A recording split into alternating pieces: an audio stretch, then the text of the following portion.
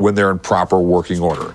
So if this guy wants to hit the jackpot, this thing better start cranking. On an ordinary afternoon inside the Pawn Stars shop, a mysterious man stepped in carrying something carefully wrapped in worn velvet. The moment Rick Harrison saw what was inside, he didn't react. He just stared. And in a place where reactions come fast, that silence meant one thing. This wasn't just another item. It was the beginning of a story no one saw coming. The moment the strip stood still.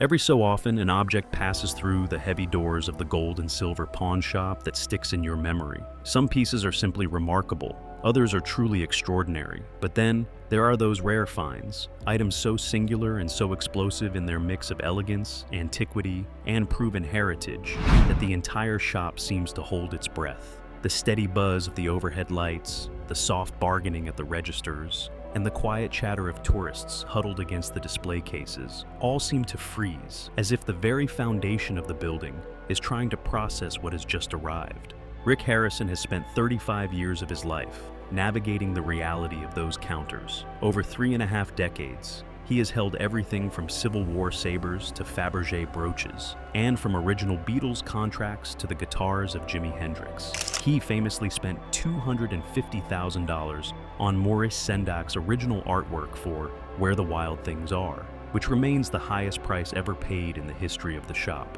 He has stood face to face with treasures worth $1 million and walked away without blinking because the numbers didn't add up. It is nearly impossible to rattle him, and it is even harder to make him lose his words. Rick is the kind of man who strips away the status of an object with a single look, treating every interaction as a cold calculation. His entire career is built on a simple, unspoken rule. Sentiment is a problem for the seller, while value is a matter of negotiation, never a matter of emotion. However, on this specific afternoon, as the layers of burgundy velvet were pulled back and the artifact inside caught the shop's artificial light in a dramatic, almost cinematic glow, Rick Harrison fell silent. The blade resting on the counter wasn't massive. Truly legendary weapons rarely need to be. It measured 11.5 inches in total length, featuring a handle carved from a material that had matured over time into a deep, amber-like hue. The craftsmanship wasn't flashy or loud. Instead, its beauty was structural. It was found in the perfect balance of geometry and the precise relationship between the edge and the spine, a level of detail that only centuries of master refinement can achieve. Most striking of all was the inscription. It was ancient writing, the sort that belongs to a forgotten tongue and a lost era, the kind that seems to shift the temperature of the room just by being present. "I'm gonna need a minute," Rick muttered. He didn't immediately grab his phone to summon an expert. Instead, he just stood there with his palms flat against the glass, staring at the object before him. For 10 long seconds, the busiest pawn shop in Las Vegas waited in total silence. The arrival of a legacy. His name was Everett Calloway III, and he was certainly not the sort of individual one usually expects to find in a pawn shop. That was the very first impression he made on everyone in the room. At 62 years of age, he was dressed with the understated elegance of a man who possesses land, the kind of land that has been held by his family for many generations. He wasn't loud, and he wasn't attempting to dazzle anyone. He simply moved with the quiet confidence of old wealth, wearing it as naturally as one wears a favorite piece of clothing. His blazer was well tailored, but showed the soft wear of time, and his boots were polished yet clearly used to travel. Nothing about his demeanor hinted at a need for money or a sense of hurry. Everything about him suggested a very specific intention. He drove himself to the shop that afternoon, pulling up without any entourage or grand display. He carried the knife, wrapped in velvet, inside a leather case that looked as though it might have once held a handgun. The corners of the case were worn down, and its brass latches had been dulled by decades of use. He had called the shop earlier in the week, which wasn't uncommon for someone bringing in a significant item. But the message he left was mysterious enough to catch Rick's attention long before the man actually walked through the door. He had stated only that he was in possession of something that simply didn't belong in a bank vault any longer. The Calloway family had deep roots in Tennessee, but not the Nashville known for modern music and industry. Their history belonged to an older, more rugged Tennessee, a place that existed 2 centuries before the music business was ever born. Their lineage was tied to original land grants, frontier battles, fragile treaties, and the complicated birth of the American South. Everett often spoke of his great-great-grandmother, who had served as the protector of the family estate near Knoxville. When she passed away in 1947, Her belongings were handed down through the family with great care, often accompanied by quiet debates over what should be kept and what should be let go. For years, the knife remained locked away. It wasn't showcased in a glass box or kept in a museum-grade environment. Instead, it sat inside a massive floor safe that had been built into the estate's study sometime during the early 1930s. That safe protected the family's most private documents and, without anyone realizing it for quite some time, its most incredible treasure. When Everett's father took over the estate in 1981 and opened the safe for the first time as the new owner, he discovered the knife resting next to a land deed from 1812, a collection of letters written by a Confederate officer, and a leather journal, stained by water, that had remained closed for decades. That journal changed everything. Written in tight, fading ink, it held a meticulous account of where the knife had come from. It wasn't an official certificate of authenticity, but rather a careful record kept by a man who clearly understood the gravity of the object he was describing. The journal followed the creation of the blade, identified the blacksmith who forged it, and noted every hand it had passed through. It described moments where the knife was present during pivotal events of the early American frontier, held by men whose names were etched into private letters and regional records. Everett dedicated 40 years of his life to proving what the journal claimed. He hired historians who specialized in the weaponry of early America. He paid for metallurgical testing, which proved that the composition of the steel was consistent with Appalachian forging methods from the late 18th century. He tracked down descendants of the people mentioned in the journal, collecting pieces of family stories that backed up the written history. He even reached out to museums in 3 different countries. While some stayed out of it and others were skeptical, a few responded with genuine, cautious interest after seeing his evidence. One curator from a well-known institution on the East Coast noted that the evidence Everett presented was incredibly consistent. The curator pointed out that the way the blade was built matched the known regional smithing styles of the 1790s. Another expert noticed that the tiny wear patterns on the handle suggested the knife had seen years of actual use in the field, rather than being a ceremonial piece meant for show. This wasn't a pretty replica made for a wall. It was a tool that had been carried, used, and relied upon for survival. After 4 decades of deep research, Everett arrived at a conclusion so startling that most people met it with heavy doubt. That skepticism usually lasted only until they looked at the journal, the scientific reports, and the letters themselves. Every bit of proof supported the rest. The dates lined up perfectly. The materials were right for the time. The whole story held together even under intense pressure. He brought all of that proof with him to Las Vegas. He spread the journal, the metal analysis, and the letters from respected curators across the counter next to the velvet cloth. Rick listened with a neutral, professional face, as he was used to hearing grand stories and family myths. Corey watched from a few feet away, curious but keeping his guard up. When Everett finally pulled back the velvet, the knife appeared elegant because of its simplicity. The steel was long and narrow, covered in a patina that only comes with the passage of time. The walnut handle had turned dark from decades of absorbing oils and being handled. There were no fancy decorations or engravings, only perfect balance and pure function. Rick picked it up with great care. He felt the weight and checked the balance in his palm. Something about the weapon felt real, though his years of experience had taught him never to rely on a gut feeling alone. Everett then leaned in and explained what the journal finally revealed about the original owner of the knife and the specific moment in history it was connected to. Rick's face changed. It was a small shift at first, but then it became undeniable. It wasn't exactly excitement, and it wasn't disbelief. It was pure calculation, because if Everett's 4 decades of research were right, and if the paperwork stood up to a professional review, then this knife wasn't just an old weapon. It was a physical piece of a defining chapter in American history. Rick looked straight at Everett and asked him to say the claim one more time. Everett did so without a hint of doubt, his voice remaining calm and steady, as if he had practiced those specific words for years, just waiting for this exact moment to arrive. The artifact that redefined the past. To truly grasp why a single blade can be valued at $1 million, or perhaps $2 million, or even $3 million, you must understand the process that turns a piece of steel from a simple tool into a living document. The most expensive weapons on Earth do not carry such heavy price tags because of their materials alone, even though those materials are incredibly important. Take, for instance, the Shah Jahan dagger, which sold for $3.375 million at a Christie's auction in June 2019. It was originally commissioned by Jahangir, the 4th Mughal emperor, in the early 1600s, and upon his passing, it was inherited by his son and successor. Its immense value was permanently tied to the history it had physically touched. Then there is Buster Wierensky's Gem of the Orient, a masterpiece that required over 10 years to finish and sold for more than $2.1 million. It was decorated with over 153 emeralds and 9 diamonds, featuring a jade handle wrapped in gold filigree. In that case, the value emerged from the meeting of unbelievable craftsmanship and the unique ambition of the man who forged it. The knife that Everett Callaway placed on Rick Harrison's glass counter was neither of those things. It was something else entirely, occupying a completely different category. It was not covered in jewels. It was not the result of a master artist reaching the peak of decorative luxury. It was a functional blade. That was the most vital detail to understand about it. The claim behind the blade, a claim backed by the journal and supported by the metal analysis, was that it had been forged in Toledo, Spain, during the late 1500s. In that era, Toledo steel was considered the most precious edged metal in existence. The Spanish city had perfected blade-making traditions so advanced and so strictly protected that their steel was seen as superior to anything else made in Europe. Military leaders from across the continent actively sought them out. A Toledo blade from that time was never meant for decoration.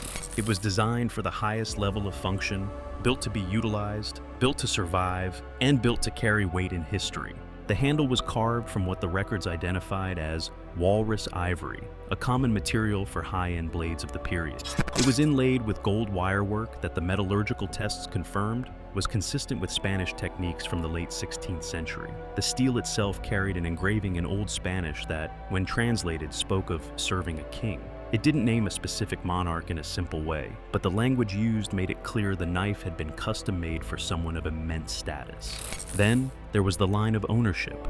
The journal tracked the knife through a series of documented owners, a Spanish officer, a French diplomat who obtained it in the early 1700s, and a British collector who bought it in Paris and brought it to Virginia in 1789. From there, it moved through American hands until it reached the Callaway estate in Tennessee in the mid-19th century. Every transfer was recorded with specific dates, names, and places that allowed historians to cross-reference and verify the story. This was not an item that had been pulled from the dirt. As Rick Harrison often points out, an antique handle in perfect condition usually signals a fake if the story claims it was buried. This knife's state was consistent with 400 years of being kept indoors and cared for. It showed age. It showed wear. It had that specific quality of an object that has been respected and passed from one careful hand to another across centuries. The scientific report confirmed the steel was consistent with late 16th century Spanish production. That fact alone was staggering. When combined with the journal and the archival research, what Callaway was offering was one of the most well-documented antique blades to ever enter a pawn shop. Rick Harrison read the report summary twice. He looked at the knife, then at Callaway, and finally spoke. "I need to call my guy." The expert's verdict. The specialist who arrived at the gold and silver pawn shop that afternoon was someone Rick had consulted with before on edged weaponry. It wasn't a frequent occurrence, as items of truly massive significance rarely find their way through those doors. But Rick trusted his silence and his skills implicitly. This man was a private collector and a scholarly consultant who had dedicated 30 years to the study of European military blades from the medieval and early modern eras. He had verified pieces for major auction houses and provided counsel to collectors across 3 different continents. Whenever something sharp, ancient, and potentially historic appeared, he was among the very few Rick called without a second thought. He approached the weapon without any flair for the dramatic. There were no gasps or immediate claims. He simply placed his equipment on the counter, took out a loupe, and began a silent inspection of the steel. The cameras were capturing everything, but he acted as if they didn't exist. In a pawn shop setting, experts usually give fast answers because time is money. This situation, however, was different. He began with the edge, then moved to the fuller carve down the center. He scrutinized the construction of the hilt and the guard. With careful fingers, he traced the faint writing near the ricasso before using his loupe to examine the engraving's finer details. He asked for better light and a clean cloth, working with the methodical focus of a scientist in a lab rather than a consultant in a Las Vegas shop. After several minutes, he pulled a portable spectroscopic analyzer from his bag. The device gave off a soft hum as it checked the metal's makeup. He waited for the data, watching the small display without saying a word. He took high-resolution photos of the inscription to compare them against his own database, and read through the metallurgical report Everett Callaway had brought. He carefully turned the pages of the old journal, absorbing the history that spanned several centuries. The shop grew unusually quiet. The typical noise of the retail floor faded away. Even Corey Harrison moved closer, trying to be subtle about his curiosity. Chumley, who had been toward the back, found a reason to wander over. Nobody wanted to miss the moment the truth came out. The evaluation went on for a long time, far longer than most appraisals in that building. He checked the gold wire on the handle and the ivory grip, noting the natural cracks and color that only come from hundreds of years of aging. He felt along the tang for any signs of modern repair. He found absolutely nothing to suggest it wasn't original. When he finally put down his loupe and stood up straight, he took a slow breath. That silence carried more weight than a loud announcement. It showed that what he was about to say was serious. "This is a Toledo blade," he stated calmly. "A date of the late 1500s matches the metal composition and the way it was built. The writing and the gold wire work are both correct for that era. The ivory shows genuine aging over a very long period, with no signs of fake distressing." He paused, tapping the stack of documents. The journal entries align perfectly with the physical object, and the scientific analysis backs up the age. Rick, who had been leaning against the counter with his arms crossed, listened intently. Once the authentication was finished, he asked the vital question: "What is it worth?" The expert looked at the knife one last time. He didn't rush. He knew that at this level, value is a reflection of history and rarity. "At auction, to be conservative," he said, "a blade of this quality with this kind of documented history would likely bring between $800,000 and $1.2 million. That is a safe estimate. With the right collector, it could go even higher." The numbers hung heavy in the air. $1.2 million for a knife. Not a crown or a treaty, but a weapon forged in Spain 4 centuries ago. A blade that had crossed an ocean and survived generations in a Tennessee safe. Now, it sat on a counter in a pawn shop on a random Tuesday. Rick had spent $250,000 on book art before. He had handled rare coins and Beatles contracts. He was not a man who was easily rattled. Yet, he stood up slowly and said nothing for several seconds. The risk was massive, but so was the reward. Buying it would lock up a fortune in cash. Passing on it meant losing a piece of history. "I need a minute," Rick finally whispered. It was the second time he had said those words that day. Callaway just nodded. He had waited 40 years for this. He could wait a few more minutes. The bargain beyond the price tag. There is a side of Rick Harrison that often gets buried under the TV persona and years of high-stakes deals. He is truly terrified of being wrong. This fear doesn't paralyze him. Instead, it fuels his precision. It is the reason he is so systematic, why he relies on specialists when he hits his own limits, and why he walks away from items that others would buy on a whim. The gold and silver pawn shop has thrived because Rick isn't just a dreamer. He is a historian who runs a business, and historians are well aware that the world is full of very convincing fakes. In the minutes after the specialist stepped aside to give them room, a war broke out inside Rick, a mental struggle between 2 different versions of himself. The businessman saw the math with cold clarity. Any dealer's purchase price must include a significant margin to justify the risk and the massive investment of capital. Even when he famously bought the Maurice Sendak illustrations for $250,000, he already knew from an art expert that they could fetch $310,000. That gap isn't about greed, it's the operating margin that pays the bills and keeps the risk manageable. For a blade valued between $800,000 and $1.2 million, standard business logic would suggest a purchase price between $400,000 and $500,000. An antique weapon of this historical weight would eventually need to go to a major auction house, not sit in a display case on the Las Vegas Strip. Auctions take a cut, and finding the right buyer could take months or even years. The money would be locked up, and while the risk was controlled, it was very real. But the collector in Rick, the man who fell in love with history and calls himself a historian in almost every interview, was doing a different kind of calculation. This was a Toledo blade from the 1500s with a documented history stretching back 4 centuries. This knife had likely been present at historical turning points most people only read about. It was a piece that the world's top auction houses would scramble to sell. Callaway opened the bidding at $900,000. He spoke the number with a calm certainty that suggested it wasn't a guess.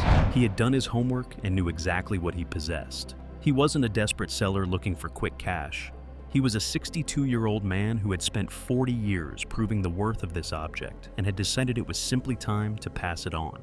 Rick countered at $350,000. Calloway looked at him with the face of a man who had expected that low offer and wasn't bothered by it. "You know the deal won't end there," Calloway remarked. "I know," Rick replied, "but that is where we begin. I have to account for the risk, the time, the auction fees, and the fact that there might only be one person on Earth willing to pay the top price, and I have to be the one to find them." What followed was 22 minutes of intense negotiation. It was a long, complex exchange that didn't fit into a tidy TV segment. Rick stepped away twice to consult with people off camera.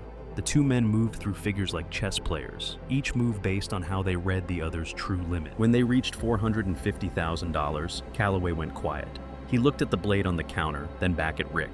He said something that felt much heavier than a typical negotiation tactic. "My grandfather told my father that this knife was the most valuable thing our family owned, more than the land or the house. He never said why. I spent 40 years searching for the reason, and I discovered he was right." He paused for a moment. "I wanted to go to someone who actually understands what it represents." Rick Harrison looked at the steel, the ancient documentation, and then at Calloway. $475,000, Rick stated, "and I give you my word it will go to a buyer who knows exactly what they are holding." Calloway thought about it longer than any other offer. Finally, he reached out his hand. Rick shook it, and the entire room finally seemed to breathe again. The legacy of the Toledo blade. Rick Harrison and his father established the gold and silver pawn shop back in 1989. It started as a humble 300-square-foot coin shop, a cramped space founded on patience, bargaining, and a drive to study the things others ignored. Over the years, the shop grew, first in size and then in cultural fame, until it became one of the most famous retail spots in the United States. When the cameras eventually arrived, the business shifted once more. It was no longer just a family-run shop in Las Vegas. It became a platform where history, money, and personalities collided under the spotlight. Since that beginning, Rick has stood before objects that pushed the limits of what a pawn deal could be. He has touched artifacts with staggering financial worth and items whose true value was purely emotional. He has heard countless tales of inheritance, loss, and ambition. Every piece that crosses the counter brings a price and a story, turning the shop into a place where history pauses for a moment before moving to its next chapter. The Calloway knife was one of those extraordinary moments where history and high value met with incredible power. After a careful negotiation, Rick committed $475,000 to the blade. It was a measured gamble, backed by expert verification, a solid history of ownership, and his own veteran instincts. The knife didn't stay in Las Vegas for long. It eventually went to a specialized auction and was sold to a private collector in Europe, who chose to remain anonymous. The final sale price hit just over $1,040,000. For the shop, it stood as one of the most massive single-item deals ever recorded. However, the profit isn't what people remember most. What lingers is the silence. There was a 10-second gap after the expert gave his appraisal and before Rick spoke. In those 10 seconds, a man known for his quick tongue and sharp math found himself speechless. In a career defined by fast reactions, that quiet was powerful. It wasn't that he was confused by the numbers. It was the realization that the object on his counter had survived 400 years. It had crossed frontiers, survived wars, and outlived everyone who had ever held it. It wasn't just metal and ivory. It was a vessel for the human experience. The show was designed around a specific rhythm. Experts arrive, give context, and the shop family bickers and bargains. It was a formula that worked for hundreds of episodes. But every so often, the format produced something it couldn't manufacture: genuine wonder. The Calloway knife was one of those instances. It proved the core idea of the shop, that history isn't just locked in museums. It lives in our safes, our attics, and our forgotten drawers. It moves quietly through time until, one day, it appears in a room and changes everything. Rick Harrison will always be a businessman at heart. He understands risk, margins, and leverage. Those traits built his empire. But on that Tuesday in Las Vegas, as a blade from the late 1500s rested before him, something deeper took over. For 10 seconds, he wasn't a dealer or a negotiator. He was simply a man awestruck by the sheer endurance of an object that had outlasted empires just to end up under his shop's fluorescent lights. That is the story that remains long after the check is cashed. The world of the gold and silver pawn shop is filled with treasures, but rarely does a piece of steel cut through time as sharply as the Callaway blade. It reminds us that history isn't just a collection of dates in a textbook, it is a physical weight you can hold in your hand, if you're lucky enough to find it. Rick Harrison went home that night with one less fortune in the bank, but a story that would last a lifetime. In the end, that is the true business of the shop, trading in the extraordinary. If you enjoyed this journey through history, make sure to hit that like button and subscribe to the channel. We have many more incredible stories waiting behind the counter, and you won't want to miss what walks through those doors next.